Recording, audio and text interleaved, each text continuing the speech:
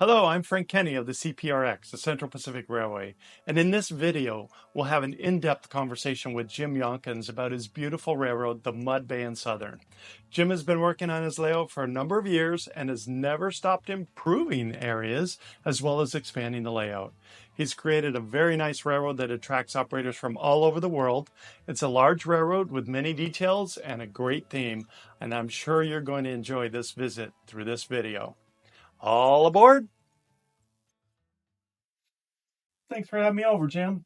Oh, I'm so my glad. pleasure. Thank you. I'm so glad to be here in the MudBay&Southern and with you. And it's an amazing railroad. And if you haven't been here, you definitely got to come here. But I wrote some questions down for you, so I'm going to throw some questions at you so you can elaborate on your railroad and tell us more about it. Sure. Now, I've known you for a very long time. Right. I don't know how many years, but it's been a A while. long time, yeah. Only really operated on the railroad once. But this is an iconic railroad to me, and it's huge. And it reminds me of like the V&O or the Allegheny Midland or the Cat Mountain in Santa Fe. And your laugh. Yeah, I can't imagine that, but okay. It's true. It's really true. So what I want to know is, tell me a little bit about the railroad.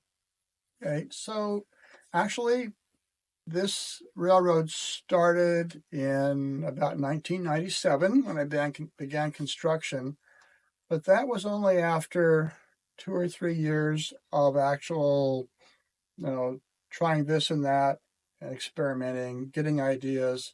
And then, of course, when I finally began construction, it was an altogether different railroad than I had planned. But anyway, the planning process helped a lot. Started small, probably less than a quarter of its size currently. And I actually had it completed at one point. And then I decided to enlarge it. And it went in stages then from there on. But my railroad is actually based on the premise that a couple of local logging railroads merged and decided to apply for common carrier status and became a regional railroad servicing the local forest products industry. And so, again, that whole scheme has evolved over the years, and so now there's the Burlington Northern part of the railroad, and the Milwaukee Road is part of the railroad, and all interconnects.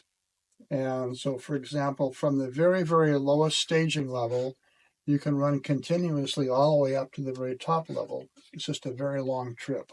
Is it point to point? It is point to point. Okay, gotcha. Right. And you said you started out making designs, and then you didn't like the designs, and then you just started building. Right. And it was really that, in a way, that simple, right? It was. And actually, I found the best tool was I came downstairs with some string, a measuring tape, and some chalk.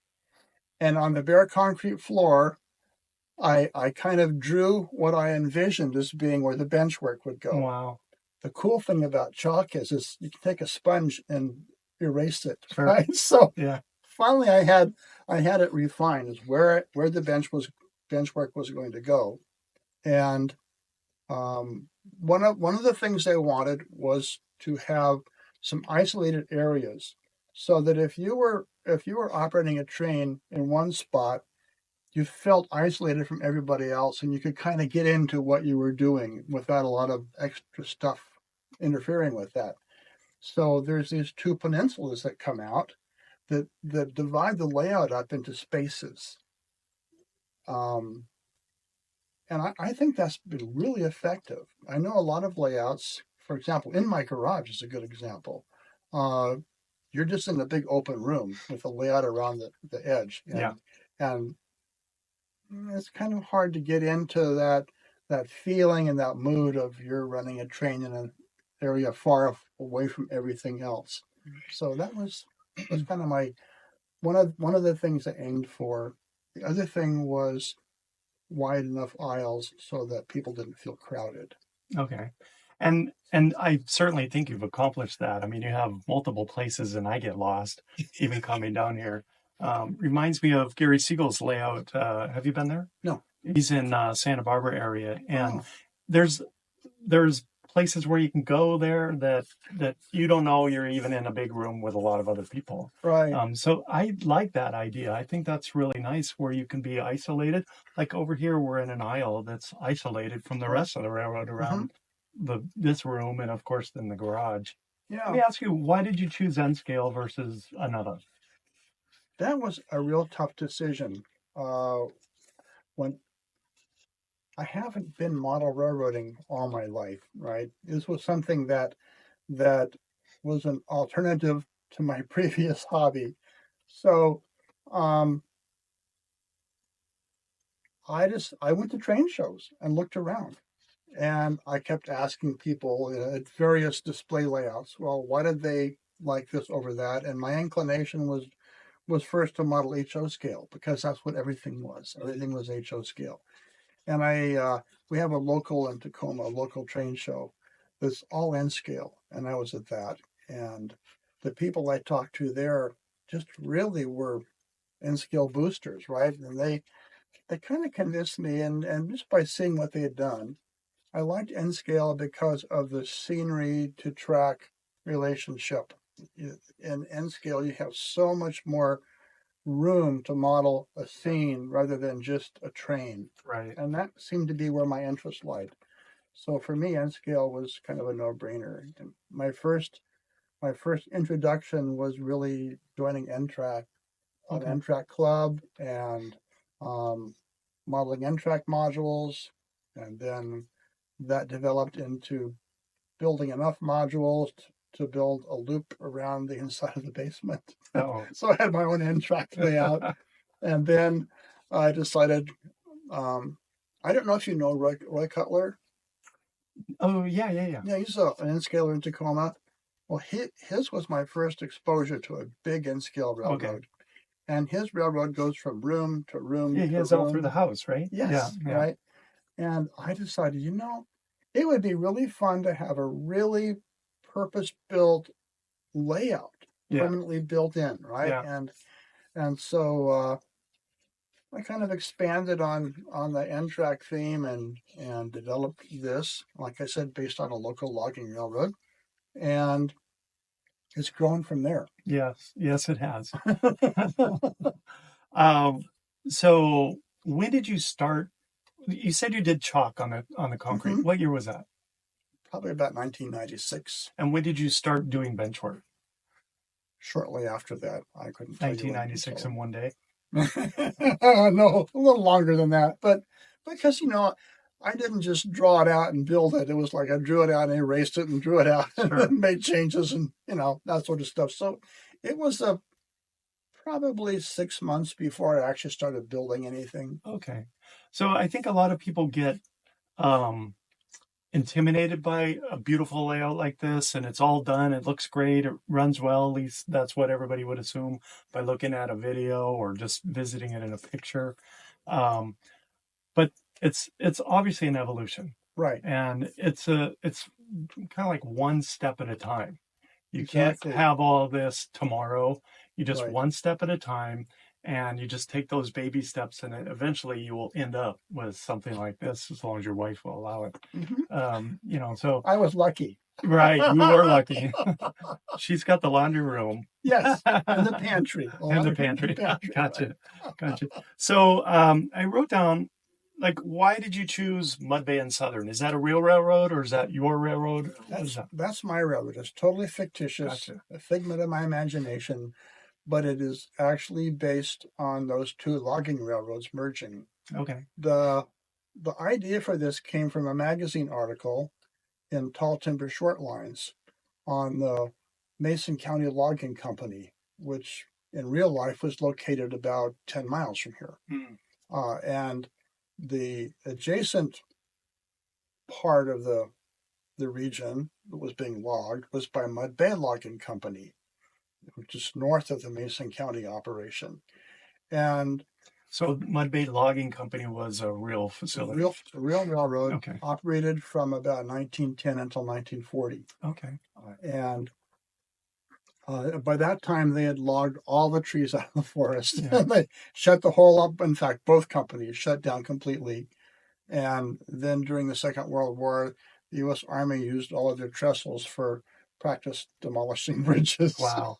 So there's not much is remaining of what was there, but the Department of Natural Resources has converted a lot of the old right-of-way into like ATV trails and things like that. So there's still access, and I've actually gone exploring and found logging camps and various things. So there's still parts if you know where to look.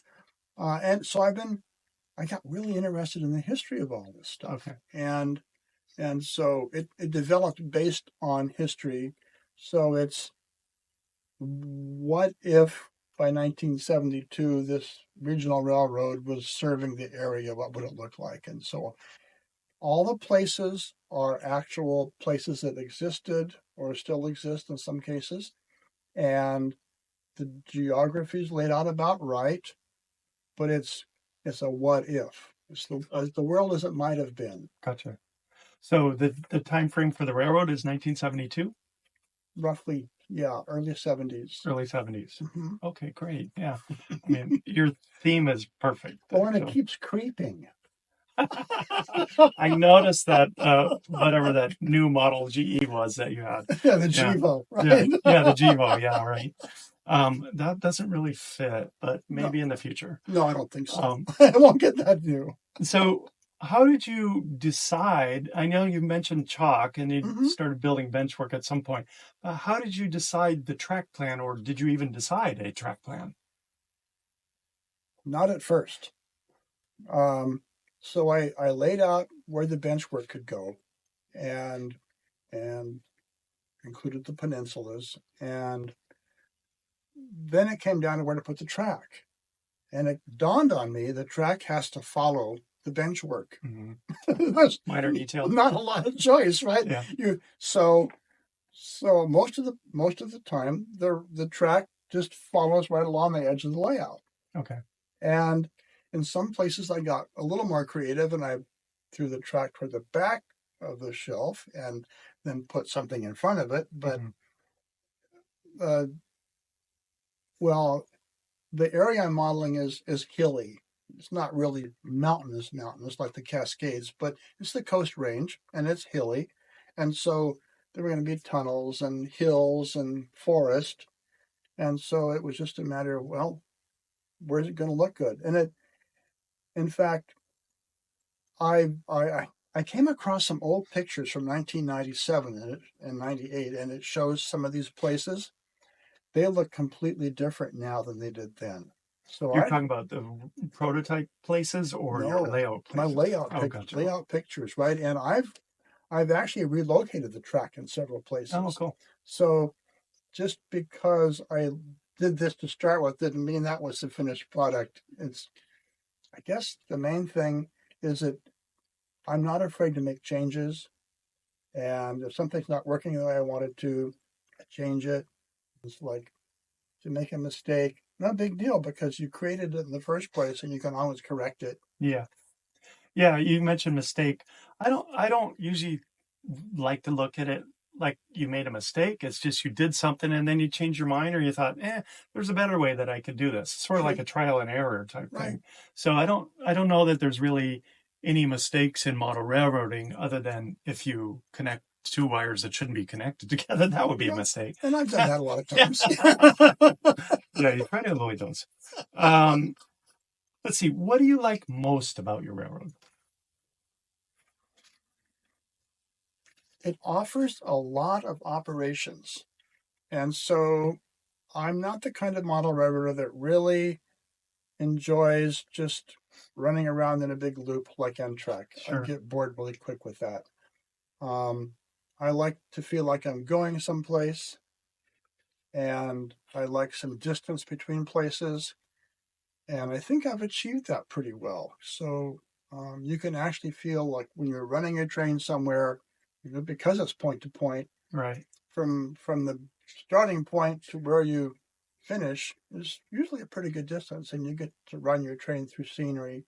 So that's I think what I like most about it. That's great, and you certainly have absolutely accomplished that.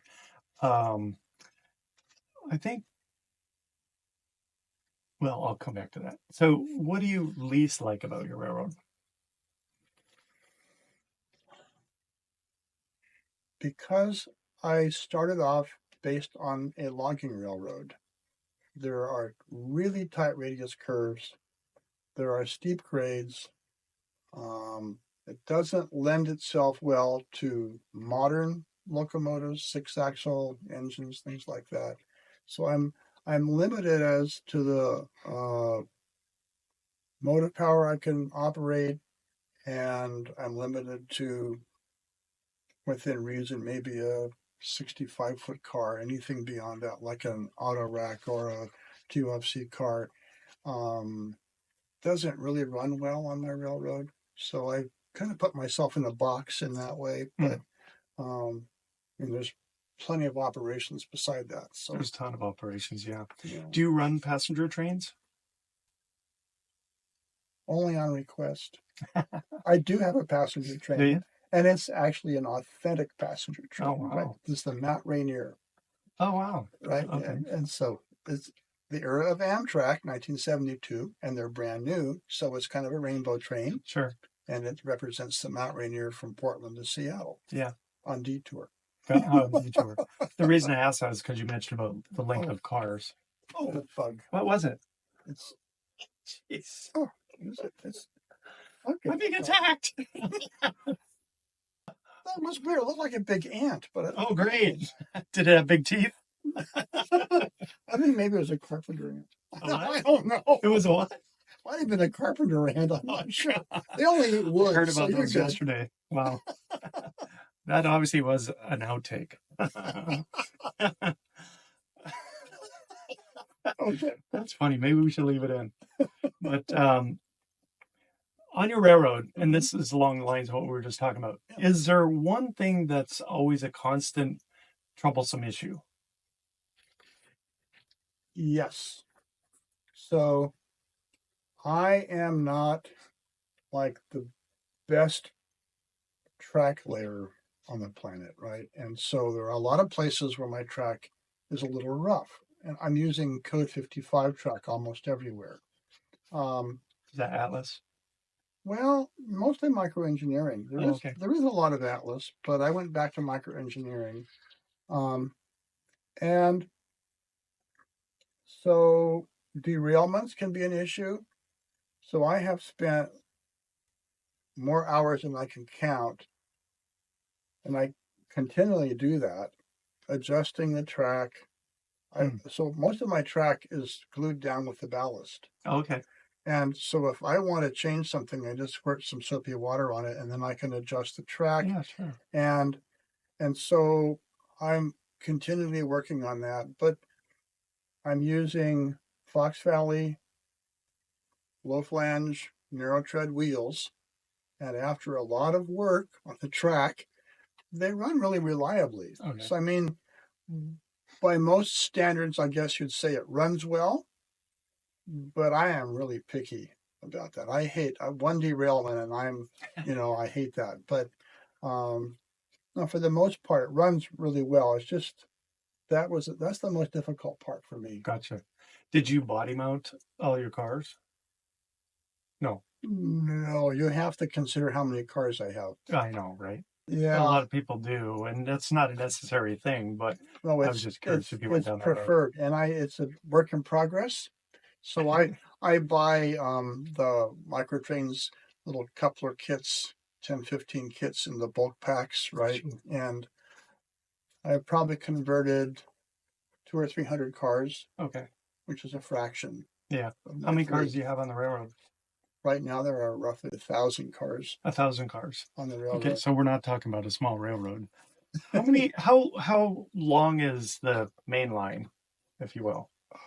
I don't know. It's several rooms. So this is awful. So I don't keep track of details like that, right? All I can tell you is it's not long enough. In fact, he's talking about going to the neighbor, and he's already consulted the neighbor about building the railroad into his basement as well. But then we'll have to have some white coats come over here and help him out. Yeah. let me see. Over the years, you've been constantly adding and evolving to the railroad. Mm-hmm. So tell me about the last big project that you completed. Okay. It's not complete yet, but during the pandemic, after like a year away from the railroad, because I just didn't feel like coming down here, I decided it was time to do something. So, several years ago, a friend of mine jokingly said, "Why don't you build a bridge across the garage door, and then you can come on a higher level around in the basement?" And then I was laughed that off. And then when I, during the pandemic, when I decided to start doing something, a light bulb went on, and I thought, I bet that's doable. I'm going to try it. So this whole upper level here is a work in progress, but it started out as kind of a dare, right? And I didn't know if it was going to work, and so I only built the bridge and put the hole in the wall, but I didn't come into the basement yet. And turns out the bridge is high enough that it's permanently there now. Wow. Because I just kind of nod under it. Don't have to duck, really. Just nod my head. The cars drive under it just fine. So no problem, right? And so then I began building around on this upper deck. And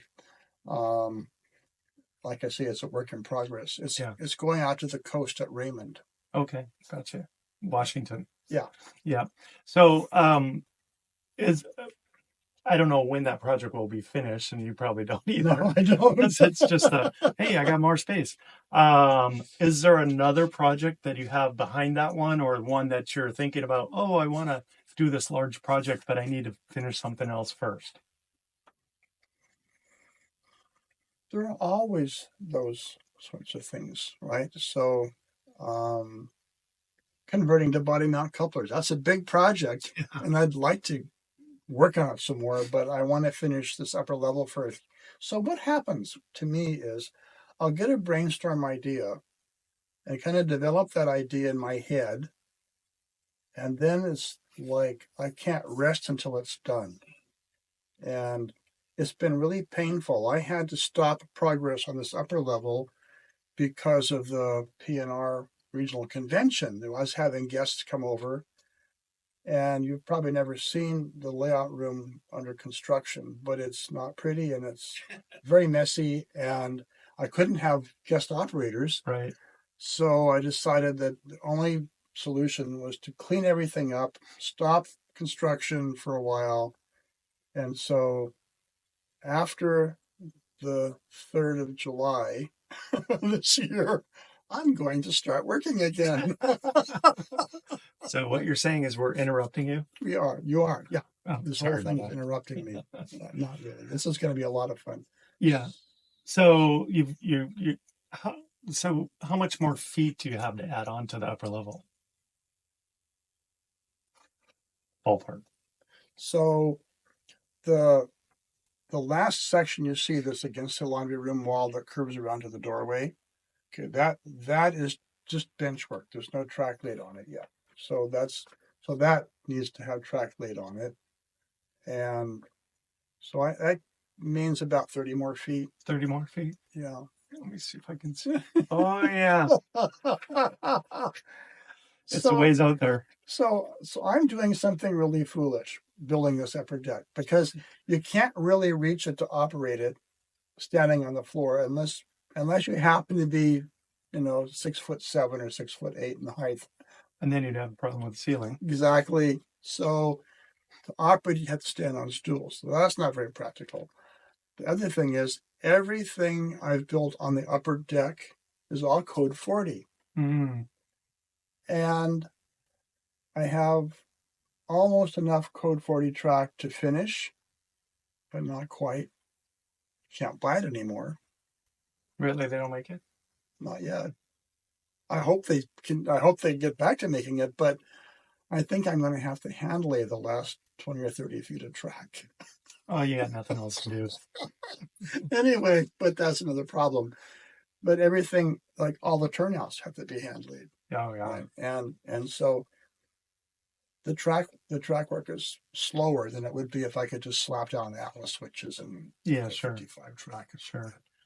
Now you do regular operations on the railroad. And when I say regular, that's regular. How often do you do that? My goal is about every 6 weeks. Okay. So during since the pandemic, it hasn't been. It's been erratic. Yeah. I started off having midweek retirees kind of sessions with small crews to kind of get back into operations. It worked well, so that got my juices flowing, and I wanted to do more, right? And so I've had 4 large operating sessions. So, this year? Yeah. Okay. Yeah. Well, that's good. So takes about 16 people really to get a full crew to the railroad. And usually that isn't a problem. Usually it's pretty easy to get that number, but it takes a lot of organization. So, yeah, that's kind of a sticking point, because I spend probably 3 days restaging the railroad. Wow. But that includes things like restaging for operations, the cars, way bills, that sort of thing. But it also includes cleaning the track. I test run every locomotive before an off session. That's time consuming. And usually I give it a good run around the railroad and back to where it was. But it just takes a lot of time. You can't just do it overnight. Now, restaging the car, that's a piece of cake. I can walk around and do that in a couple hours. Okay. But the actual getting the railroad running good, and that's another sticking point is when I have guests over to run trains, I want them to run. Yeah. Yeah, go figure. Yeah, right. That's interesting. So how long are your operating sessions? They've generally been about 3 hours. Oh, okay. I would think it would be longer. I thought you were going to tell me 5 or 6, but 3 hours is a pretty good time frame. It is. That's enough time for people to get to run more than one train. Sure. And there's some jobs take 2 hours, some jobs take 30 minutes. So it just depends. And then it depends on the operators. But sure. Usually when I generate my list of trains, I'll usually plan for about 30 trains. And we've never get all the way through them. But theoretically, I could just go continuously. I could probably do an 8-hour operating session without any problem, just by resetting as we go. Do you use a dispatcher? Yes. Okay. And what do you have? Headsets or radios or something like that? I use cordless phones. Oh, okay. They seem to work okay. I mean, they're not hugely efficient, but they work okay. And then my dispatcher's in a central location, and it's okay with us if you walk up and talk directly to him. You don't have to do the over the radio thing. Yeah. We're not. My op sessions are pretty informal. Okay. I know one of your questions is about how I want my operators to feel about operating, right? Well, more of like, what do you hope that they get out of the operation? So for me, it's a hobby. It's supposed to be fun, right? And if my operators have an enjoyable experience, regardless of if they messed up or if they think it's kind of hokey or whatever, I want them to have a good time and enjoy it. I guess my goal is I would like them to want to come back again, right? And for me, that means having a good time and that camaraderie, getting to run trains, enjoying the layout, sort of all of that together. That's my goal. That's great. I think that, at least for my railroad as well, that's my goal, is that everybody just comes and has a great time. Yeah. We've got to get the job done still, but just come and have a good time. And then probably like you, I end up with a list of all the things that need to be fixed afterward. Right. Which, if I wait and think about it, then they'll never get done until just before the next op session. Right. So I try to accomplish those things like right after the op session within the next couple of days, and then I get it done. Then I feel better about it. Sure. Are there any signature scenes that you want to show me?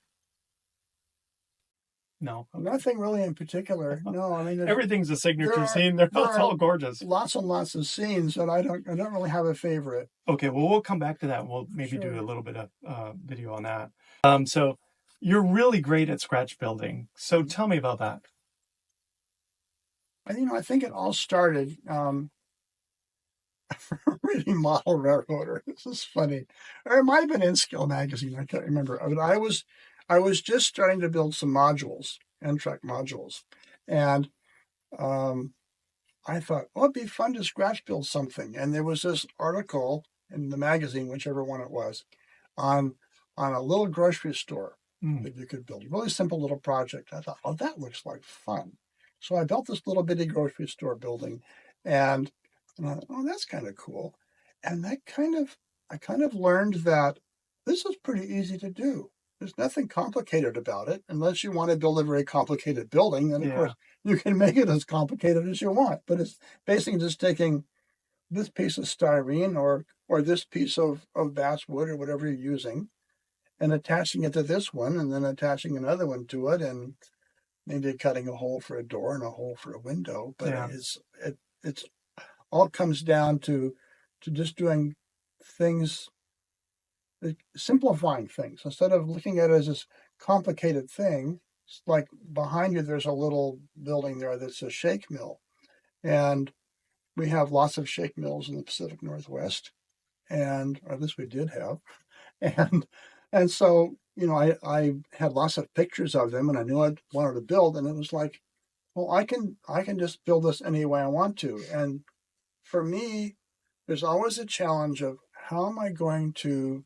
build this particular thing, right? And so I wanted to build a slash burner, something to burn the wood waste in. And the ones that you see most frequently up on the Olympic Peninsula are really odd shaped. And I had pictures of them, and I thought, I got to figure out how to do this.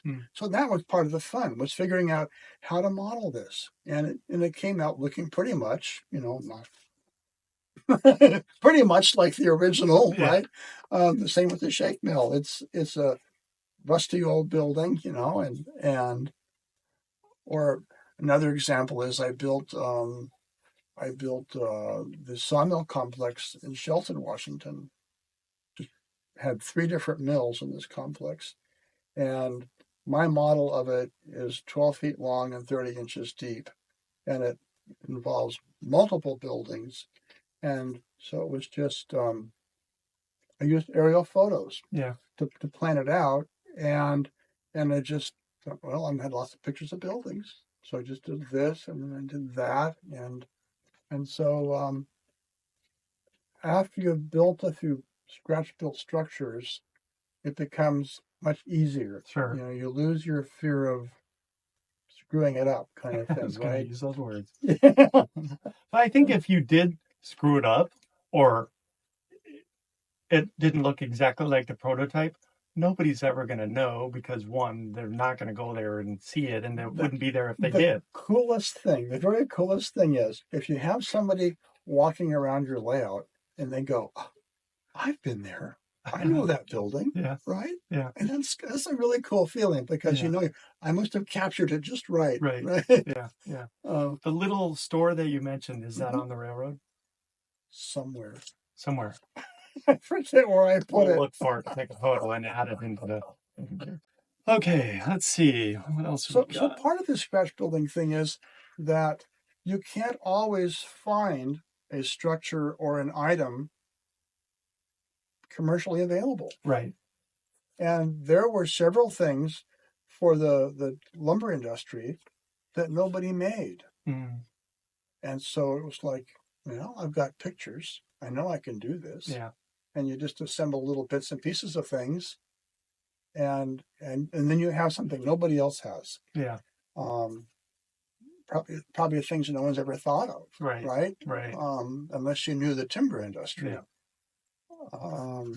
Yeah. So that's same with painting. I custom paint a lot of stuff, because manufacturers don't always paint what you want or what you need. So it's just not just diving in and doing it and you don't like it, redo it. That's right. Or give it away to somebody else. I've done that. Yeah, I've done that a lot. Yeah, that's always a good thing. Tell me about your locomotive fleet. You've got a lot of locomotives and a lot of little critters everywhere. Tell me about that. Well, I'm addicted to buying trains. No. Never heard I'm addicted to buying trains, right? And my name is Jim, and I'm addicted to buying trains. Shiny, pretty colors always attract like me the Jevo first. that you just bought? Yeah, exactly. Doesn't matter the era, right? So I have about 5 times as many locomotives as I need to run my railroad. How unusual for a model railroader. I've got drawers full of them. And they all run. I've run them all. It's not like I keep them in boxes hidden away, right? And so the MudBay&Southern, of course, needed to have, since it's a fictitious railroad, it needed to have locomotives. And so I actually have 3 different fleets of locomotives for my railroad, depending on what I want to model. Okay. So I can model the early MudBay&Southern, and I've got Alco RS1s and RS3s. So almost all Alco, the early ones. And then I've got the in-between era, where I have, actually what's on the layout right now. No, this might be more modern.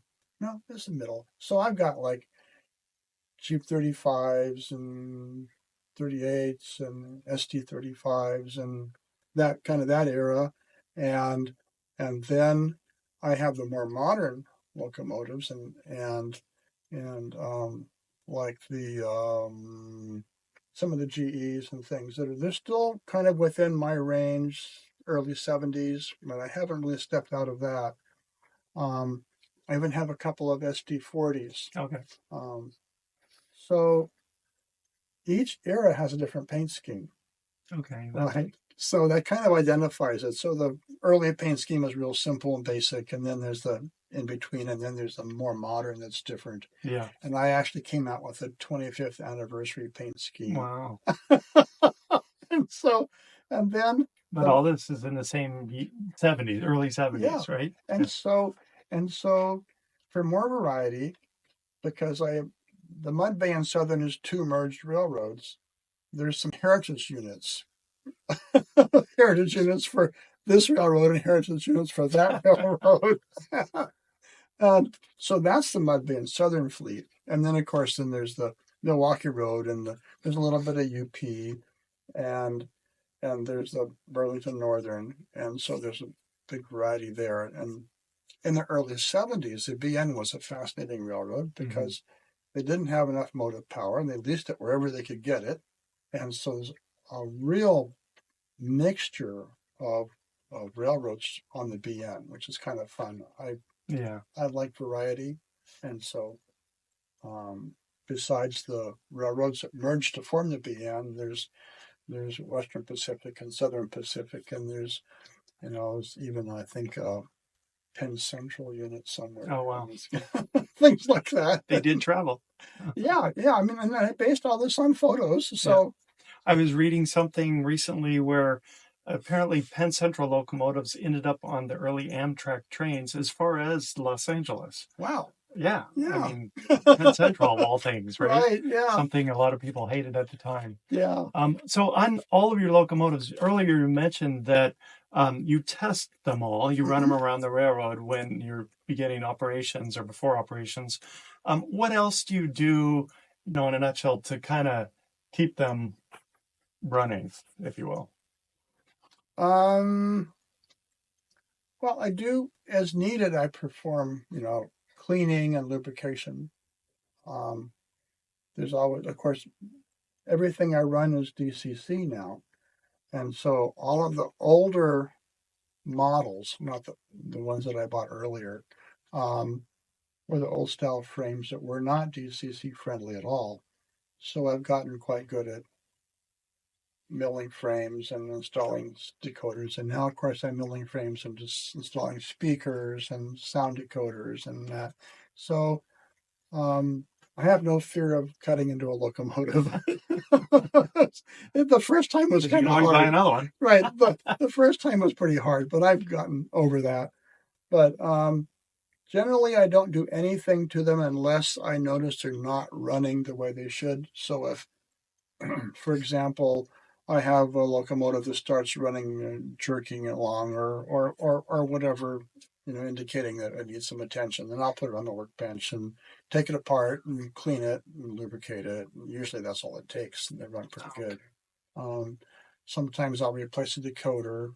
Some of the older ones don't um, don't control the locomotive as well as the new ones do. Oh, So okay. I've replaced some. But yeah, the locomotive maintenance really isn't an issue. I don't have too much of that Okay. unless I burn something up. What about track cleaning? I mean, you have a ton of track. We don't know how many feet or how many miles. It's probably measured in miles. It's a lot. Yeah. So before up sessions, do you go around and clean all the track every single time, or do you have a system or anything like that? I find that if I run trains frequently, it keeps the track clean.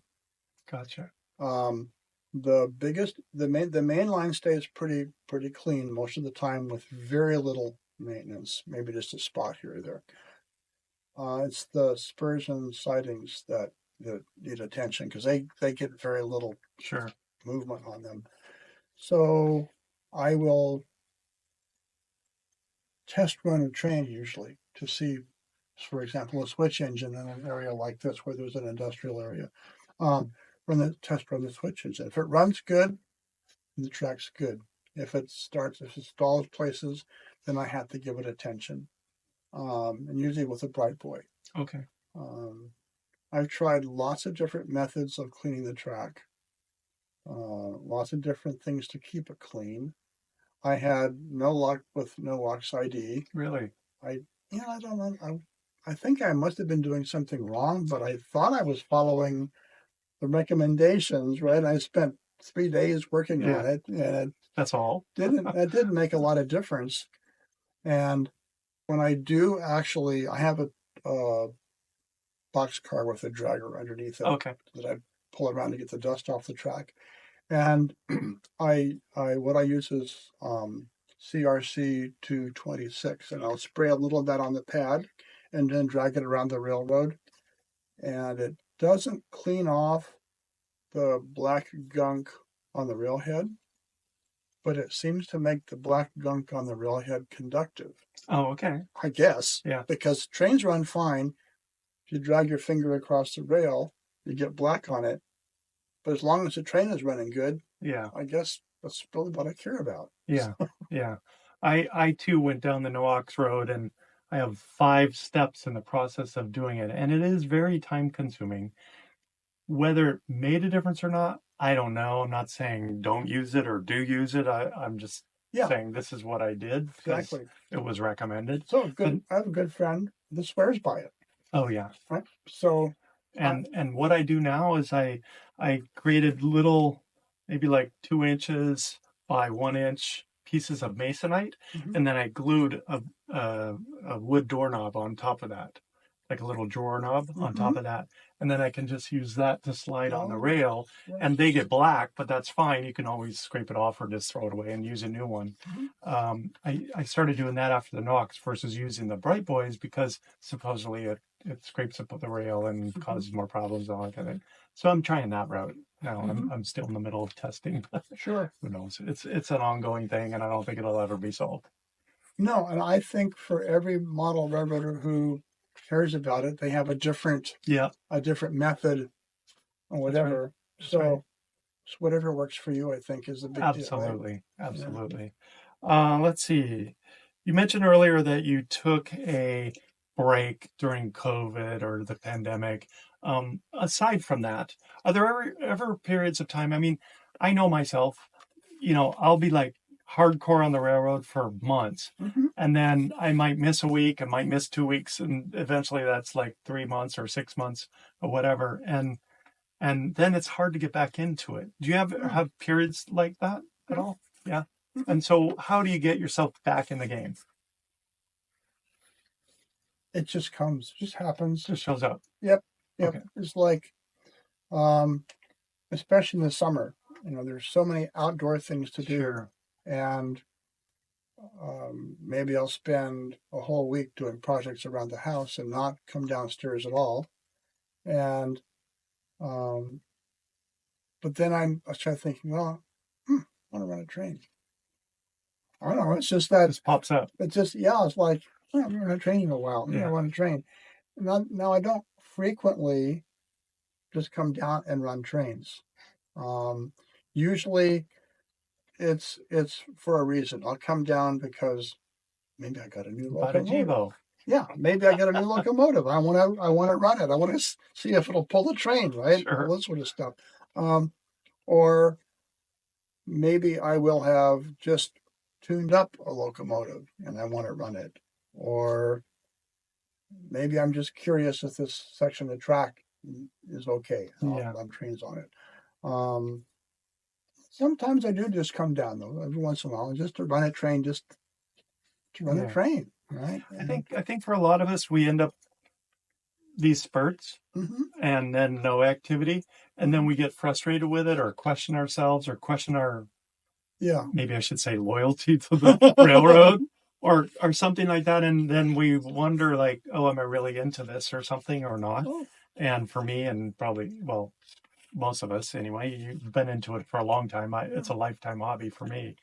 But for people who are watching this, it's like, I'm sure they go through that and then they wonder, but it's just the nature of doing it. And like you said, in the summertime, I live in Southern California, so it's usually always sunny there. And there's a lot of things that you could do outside versus down in a basement or in my garage or train room or anything like that. So it's important to just be okay with, I didn't do anything for the last 2 months, so what? And then all of a sudden it'll pop back in.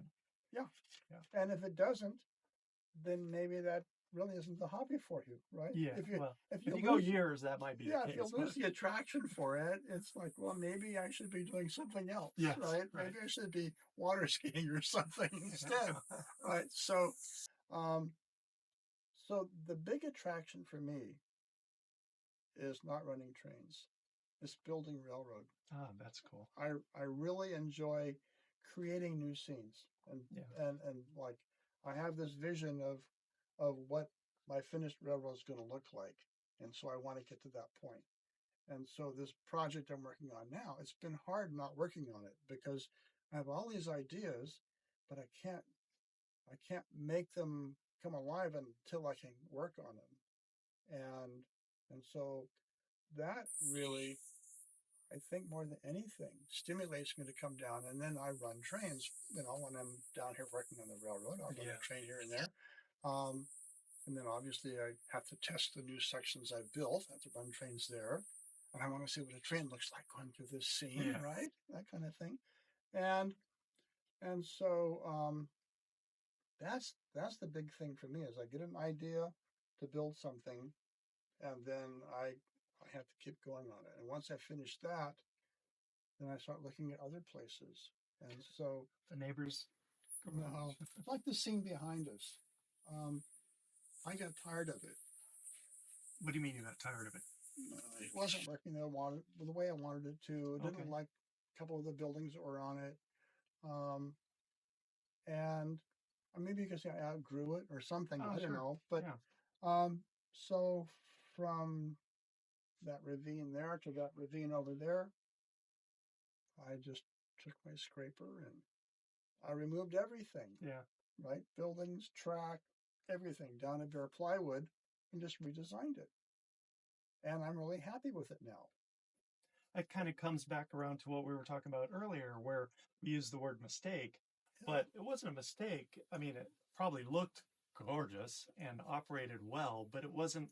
You like your tastes maybe have changed or your interests have changed, right? And you weren't afraid to go rip it up. So that's a good thing for people who are watching this, is that if something on your railroad just isn't what you want, tear it out and start over. There's nothing wrong with that. It's a hobby. It's not like a project you're doing for work where it has to be right every single time. I have one place over by my Bordeaux yard where there's an interchange with a BN. There's one area, it's about, 1.5 by 1.5 that I have changed 5 times. Oh, wow. can't say I've done that, but I might. It looks nothing at all like it did when I first built it. Wow, that's awesome. Completely different. That's awesome. When's the next change? No, just kidding. But like on my railroad, there was an area that I wasn't happy with, and Mike comes and visit me. My friend Mike, he comes and visits me, and we work on the railroad. And he was leaving the next morning, and he's like, well, "What do you want to change, Frank?" I'm like, "Well, this one section right here, but we don't have time for that because it was 31 feet." Right. And he's like, "No, let's do it." I'm like, "You don't have time. You're leaving in the morning." And he said, "That's all right. Let's do it. We'll get it done." So we ended up tearing out 31 feet of railroad, and we put back the bench work. And then after he left, I just did track and the wiring and all that stuff. So it's now what I really wanted, which is not what I built in the first place. Right. Who knows why? Yeah. And it allowed me to expand, to create a yard in the area, to create like a Y area in there and some other industries. It just changed it totally for me. And so if you're fighting with yourself over something, just change it out and move on. Get what you want, you know.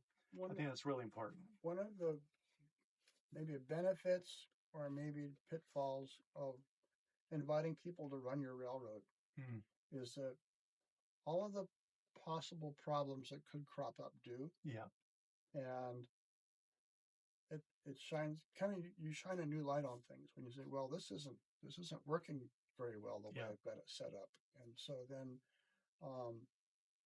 rather than just put up with it, you know, my feeling is I want to make it operate well. So yeah, I'll rearrange the track a little bit, maybe add a track. This is over here is another example.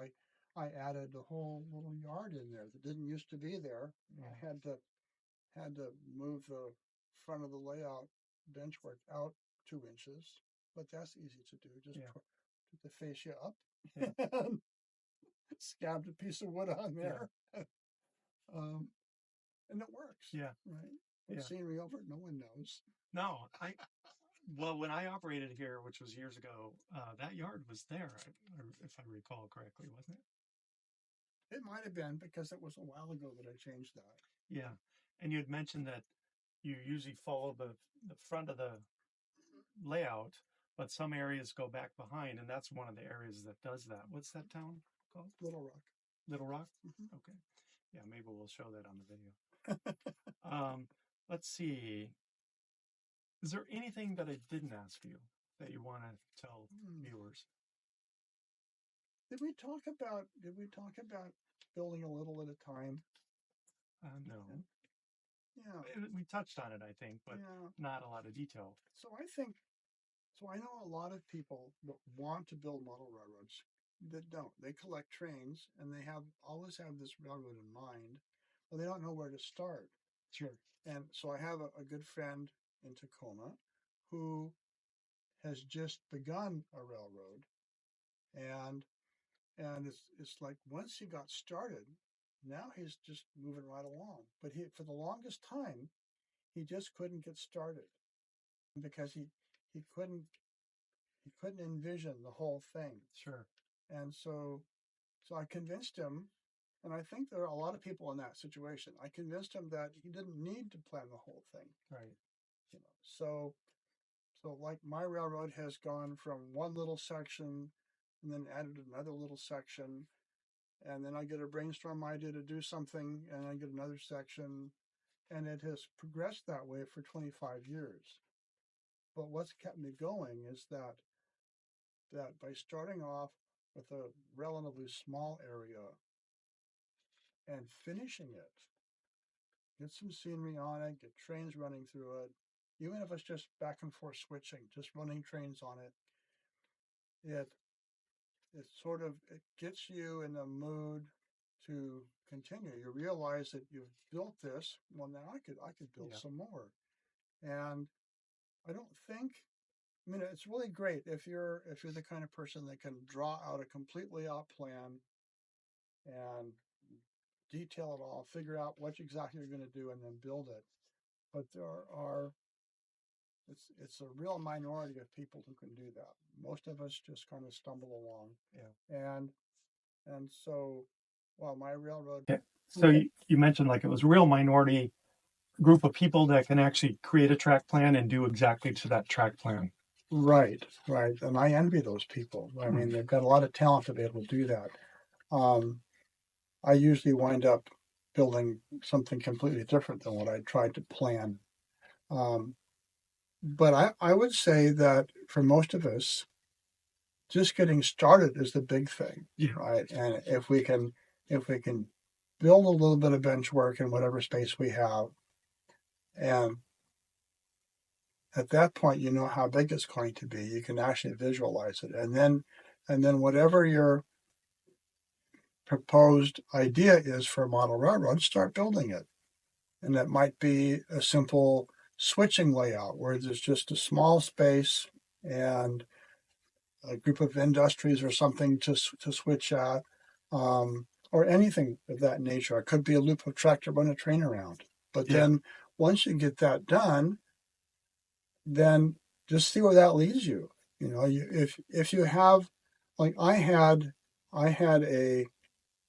an idea of what I wanted to model, and I had no idea how much space it was going to take, but I had a complete basement under my house, right? And Yes, you do. And I just took a corner of it and thought, well, that's my railroad. It's over in this corner of the basement, and that's what I began building. And I had so much fun doing that, and the more I built, the more ideas I got, and so that's kind of the progression. And I think anybody can do that. And you wouldn't, if you were going to build a model railroad at all, you would have an idea of something that you wanted to build, whether it was based on a prototype or just from your imagination or an old memory, childhood memory. You want to build a scene that represents that. And everybody who starts this endeavor is going to have some kind of an idea. And once you start getting it three-dimensional, it's part of it's built, then it becomes much easier to keep going. Yeah, and some people might not even have a clear idea of what they want to build. And in that case, I would recommend to go visit model railroads and see what other people have done, what their eras are, what kind of scenery they have, what kind of equipment they have, and just visit and try to get a sense. And don't be a lone wolf. There's plenty of model railroaders out there that would be able to help you. But I wanted to bring up N-track once again, because if nothing else, you can always build an N-track module, or they have T-track and what's the other one? One track and Fremo. That's the one I was thinking of. But you can always build a module just to get your feet wet and pop that into the system, and then you can expand from there. And you could even use those modules as part of your railroad. You can. Some guys just incorporate them. I think you did the same thing, put it into the railroad and it's permanent. Other people put it into the railroad and it's temporary. So when there's a show, they can take it out and go to the show. That was what I first did. Right. Yeah. So these days there are so many resources available. Yes. Online, especially if you don't know how to lay track, how to solder joints, that sort of thing. There's all sorts of information about those topics. Yeah. And better yet, if you can, like you were saying, get involved in the local model railroad community, then you can get hands-on experience with somebody, right? And that's the best. We're fortunate here because there's a very large model railroad community in the Puget Sound area. And half of the fun of model railroading is getting to know other model railroaders. That's right. So, so there's really not much in the way of excuses. If you want to build a model railroad, then just do it, because there's so many resources available that you can certainly do it if you want to. Yeah, absolutely, 100%. Well, thank you, Jim. Yeah, you mentioned the camaraderie, and that's exactly what we're doing this weekend. Like, what is there, 15, 16, 18 of us, all came from different parts of the country because we've all known each other for 100 years. Exactly. And we've all operated at some point. Most of us have operated here. And that's the whole thing. We're all getting together sort of like a family reunion on your railroad and just going to have a great weekend and have a lot of fun. So thank you for that too. So if people wanted to reach out to you, touch base, you can give more information on your railroad, how would they best reach you? I would say via email. Email, okay. And we'll post the email in the notes then so that they can get that. And you also have a YouTube channel, so we can direct them to that as well, and we'll put that in the notes there as well. Yeah. Awesome. Well, thank you so much for your time. I really appreciate it. I'm looking forward to this weekend. It's been fun. Yeah. Thank you. Thanks for watching. Thank you for watching this brief look at Jim's MudBay&Southern Railroad. Now, wasn't that an amazing railroad? Jim's a wonderful person and has visitors to the layout often, so feel free to reach out to Jim with questions or for a visit to his railroad in the Olympia, Washington area. I hope you enjoyed this video, and please like and subscribe so you don't miss out on the next one. If you'd like your layout featured in a video, please contact me at cprxmodelrr@gmail.com and we'll post that down below. Thanks for watching.